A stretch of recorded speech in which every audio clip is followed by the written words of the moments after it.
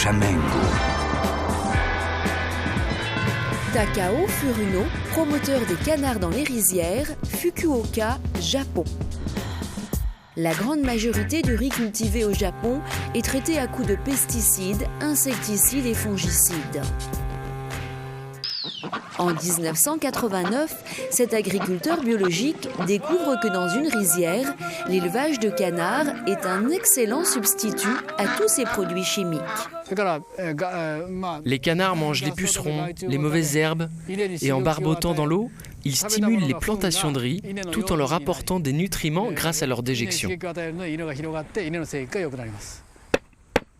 Pour éviter qu'ils soient attaqués par des chiens errants, des renards ou des corbeaux, Takao installe tous les ans en été une clôture électrique autour et au-dessus de ses 7 hectares de rizières avant de relâcher ses canards et leurs petits.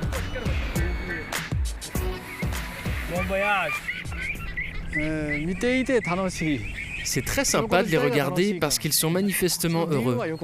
Regardez, ils nagent, ils mangent et ils s'ébattent librement dans cette rizière.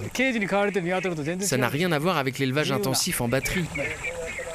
Et moi, ça me rend heureux de faire ce métier.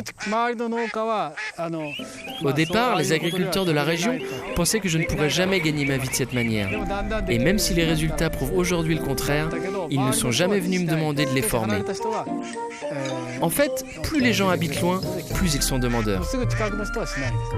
Des étudiants, des chercheurs, des agriculteurs viennent de plus en plus nombreux du monde entier suivre gratuitement l'enseignement de ce docteur en agronomie. C'est clair que ça demande plus de travail. Ça coûte plus cher parce que je fais du riz et du canard. Mais je m'y retrouve largement financièrement en vendant mon riz biologique directement aux consommateurs, 2 fois plus cher qu'un agriculteur conventionnel. Sans parler des revenus générés par la vente des canards.